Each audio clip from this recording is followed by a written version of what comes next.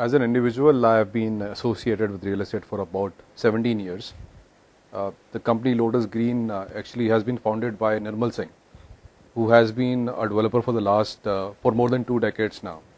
And we have been friends for about a decade ourselves. And early this year, both of us decided that we wanted to start a new company in the development arena. Given that there is a gap between what developers today promise and what they deliver. So I come from a background where I was an international director with Jones Lang LaSalle, which is a very highly respected consulting firm. And I had a choice of continuing with that firm or doing something in the development field. And I decided that it's about time when I started actually practicing what I preach. All kinds of real estate assets. So he has been into commercial ITES developments. He also has been into residential developments. He is also one of the promoters of the 3C company. So he's been associated with that company now for a very long time. And as a group, we also intend to now get into other diverse assets. Our philosophy is that we want to give it back to the society. So it's not just about profitability, but we also intend to get into healthcare, into education. So Lotus Valley School is again a school where he is one of the founder members.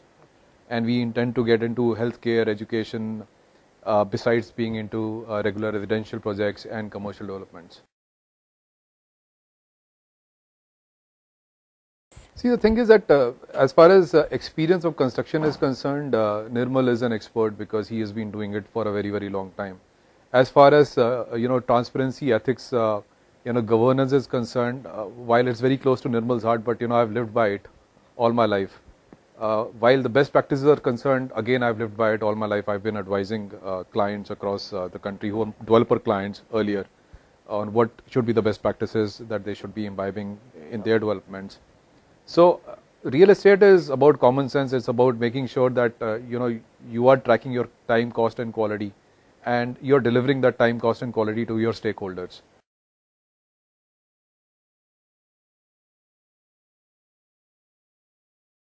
The first project that we are doing is actually a 100-acre township in Gurgaon, which is coming up in sector 89. Again, is going to be a mix of low-rise floor developments. And we're going to do some villas subsequently. And there's some part of commercial, which is part of the township that we'll be doing residential. We are going to be, we are making projects for the common man.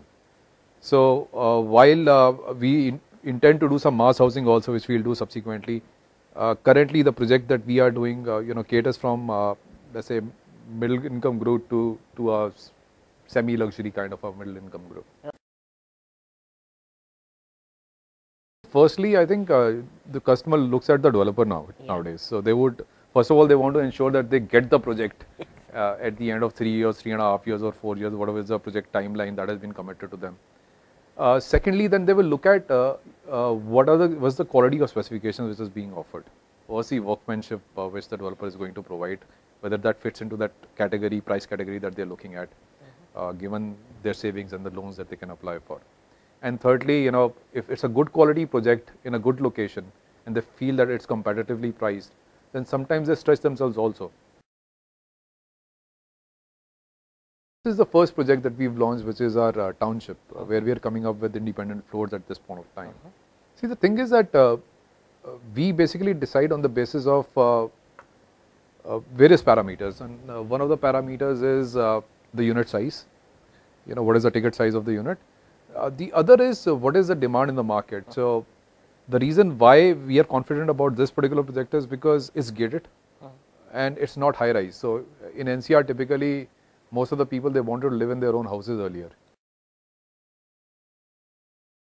See, entry points, we are currently considering a 2-bedroom floor for about 90-95 lakh rupees, and then it moves on from there, because at some point of time we'll also be looking at selling villas.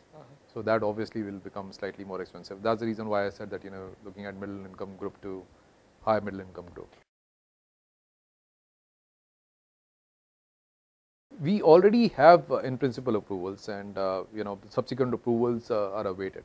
Well, I think the total life cycle of the project would be about 3.5 years. Okay. But you will start getting possession in phases. See, the thing is that once you start putting money back into the project, and there have been cases in the past where developers they actually started spreading themselves too thin. They started acquiring new land banks by collecting money from a project. Our philosophy is that a percentage of the money from the project goes back into construction, which makes sure that the construction activity does not get delayed. And once you can see physical activity on the site, that gives a lot of confidence to both the investors and the end users.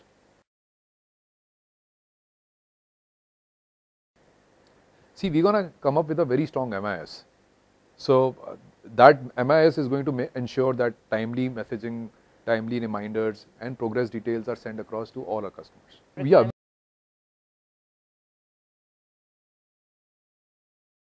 See, in terms of growth, I would say that this is the connectivity is very good to the 89 sector. And if you look at the connectivity from the national highway, today if you have to drive down, it takes you about 5 minutes. Maybe when it gets more crowded, it will take you maybe 15-20 minutes. You've got developments from very large developers coming across that belt in any case. So the other important aspect is that you've got a multi utility corridor which is 135 meter, which connects one side of the sector 89. The other side of the sector 89 is the Patauti road, which is again about 75 meter road. So the connectivity aspect is very good, and we believe that because there's so many multiple developments happening around this sector, this entire belt is going to see a lot of growth, and it will be in a very different shape in the next 4 to 5 years.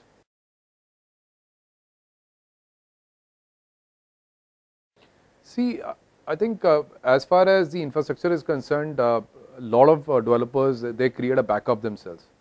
For example, if there is not enough power, then you will create genset provisions, and you will create your own STPI plant, which will be connected with the the main STPI plant provided by the central, by the state government.